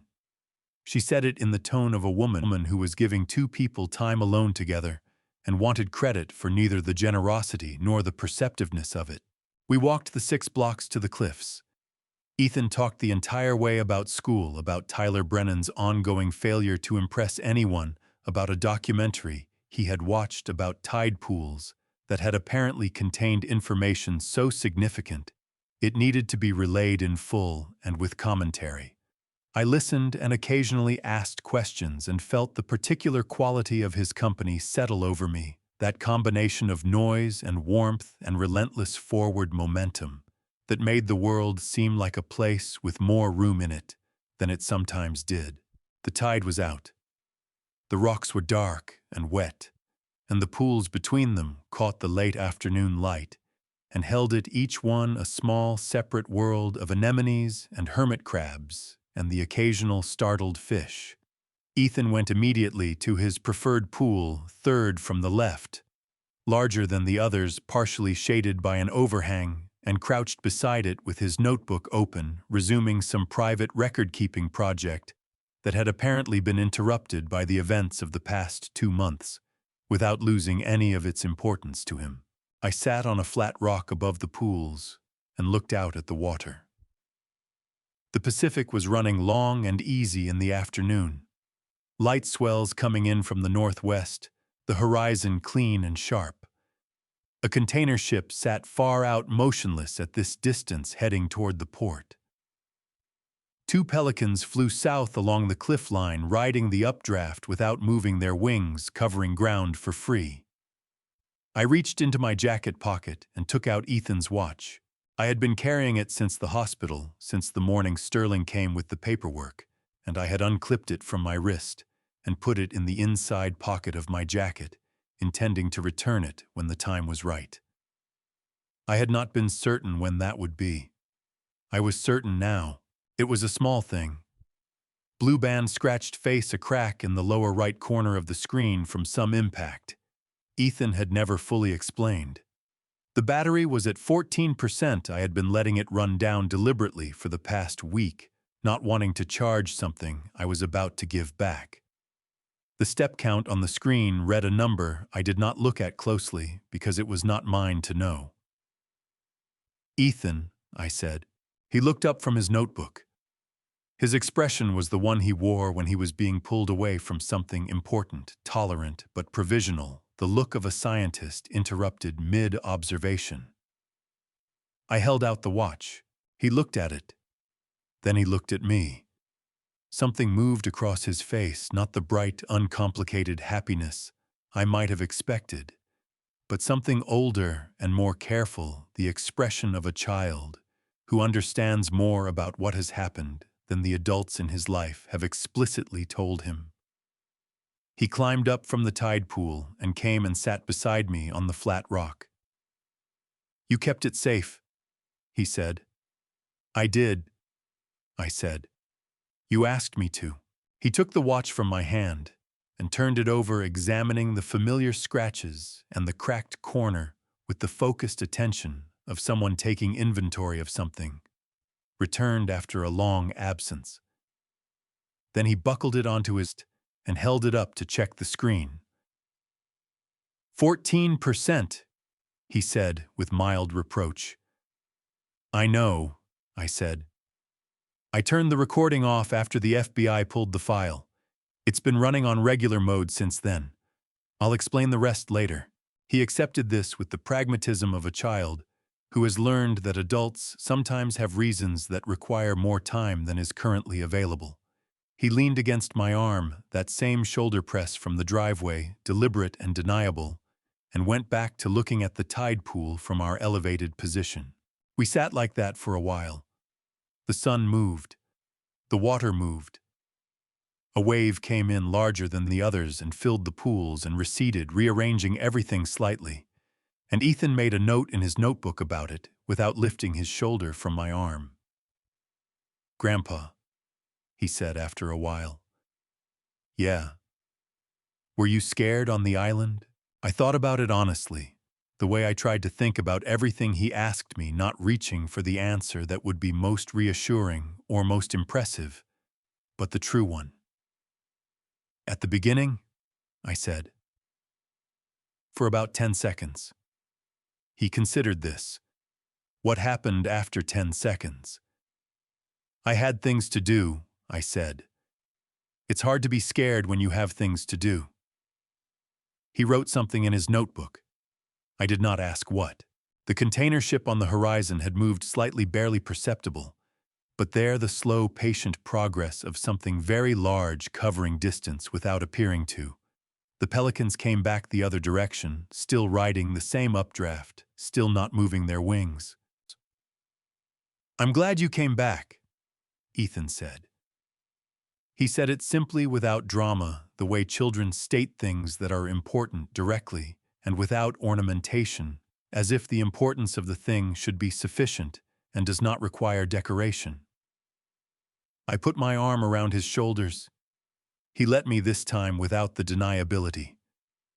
"Me too, kid," I said. "Me too." 3 days after the beach, I went back to the garage.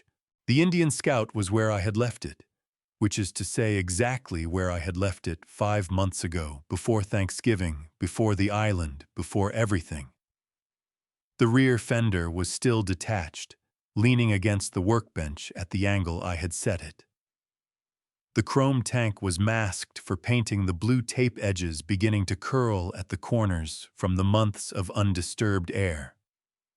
A socket wrench lay on the concrete floor beside the rear wheel, right where I had set it down when Patricia called to remind me about the holiday dinner. I stood in the garage doorway for a moment, looking at all of it.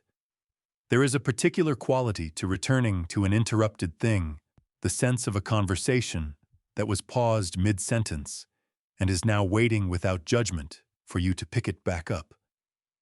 The motorcycle did not care how long I had been gone. It simply needed the work finished. That seemed right to me. That seemed like exactly the right thing to come back to. I put on my work clothes, poured coffee from the kitchen into the old thermos Eleanor had stenciled with my unit insignia 20 years ago, and went to work. For 2 hours, I did nothing but turn wrenches and think about nothing in particular, and listen to the neighborhood come alive around me. A lawnmower 2 houses down, the mail truck making its stops, someone's radio carrying the vague shape of a country song through a fence. San Diego in the morning. The most ordinary sounds in the world, and I had not realized until now how much I had missed them. My phone rang at 9:30. "Raymond, to Coronado Strand," he said when I picked up. "Friday morning, 6 o'clock. "I'll be there," I said. "Bring coffee," he said. "Frank can't make it. His knee finally gave him a reason to see a doctor, but Dex is coming." "How's Frank?" "Annoyed," Raymond said. "Which means he's fine." I laughed. Set the phone down and went back to the fender. The work had its own rhythm. The resistance of old metal, the satisfaction of a bolt seating correctly, after a long argument, the way the chrome caught the garage light when you cleaned it and gave back more than it had seemed to hold.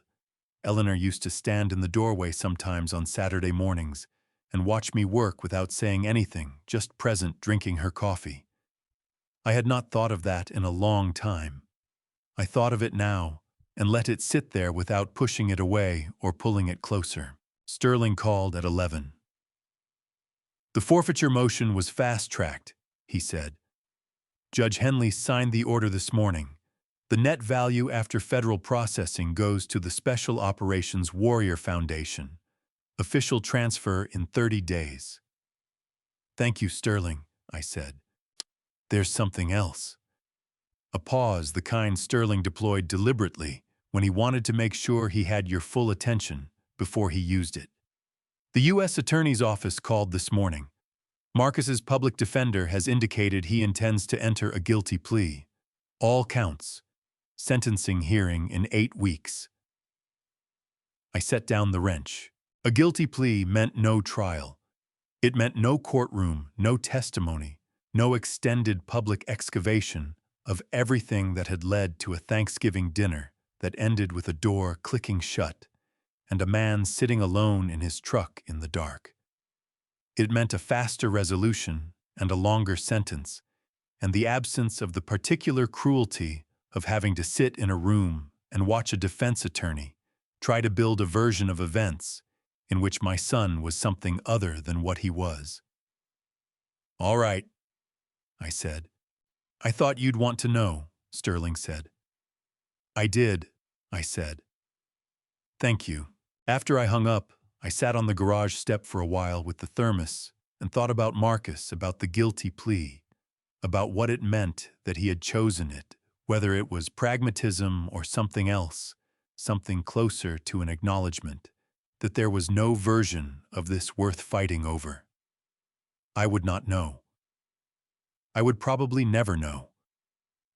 There were things about my son that I had not understood when he was living in my house, and I would understand them no better now, and the honest thing was to stop expecting that understanding to arrive. I picked up the wrench and went back to work.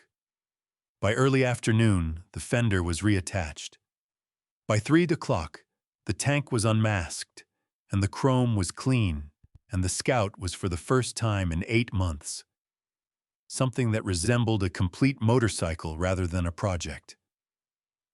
I rolled it to the center of the garage and stood back and looked at it. It needed paint.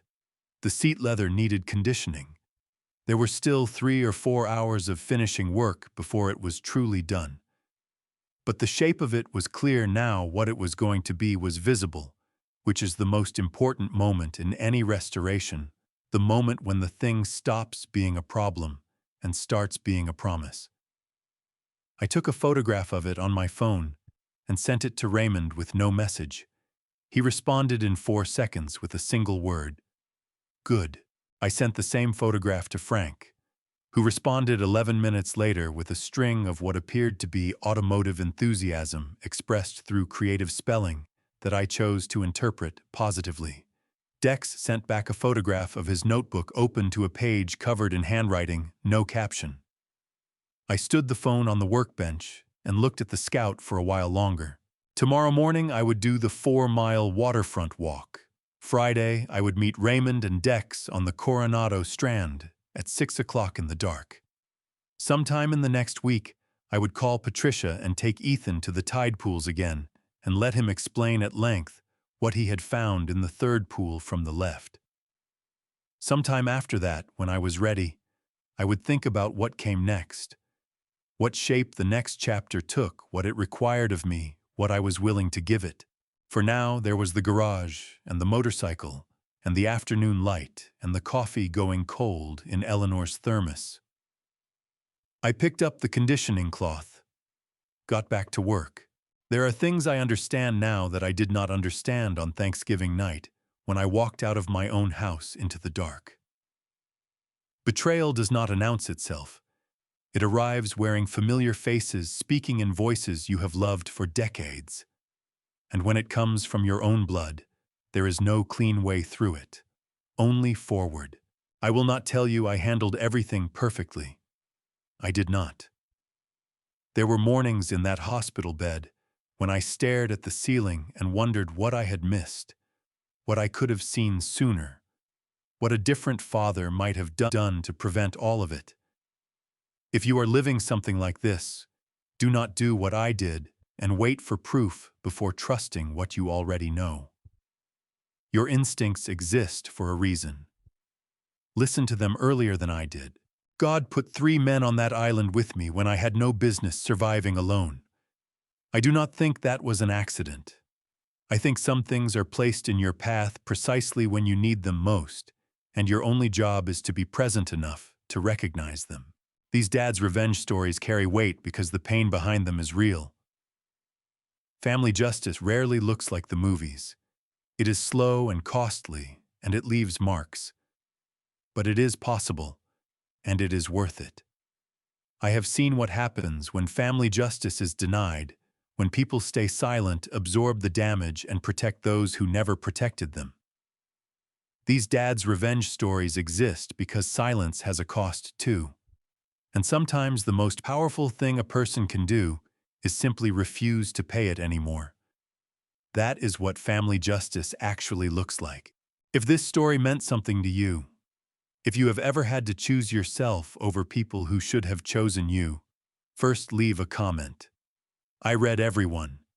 Share this with someone who needs to hear it today, and subscribe if you want to stay for what comes next. Thank you for being here until the very end. Genuinely. And one last thing, the stories ahead include fictional elements built for reflection and storytelling. If that is not for you, no hard feelings. Find what you need. Come back when you are ready.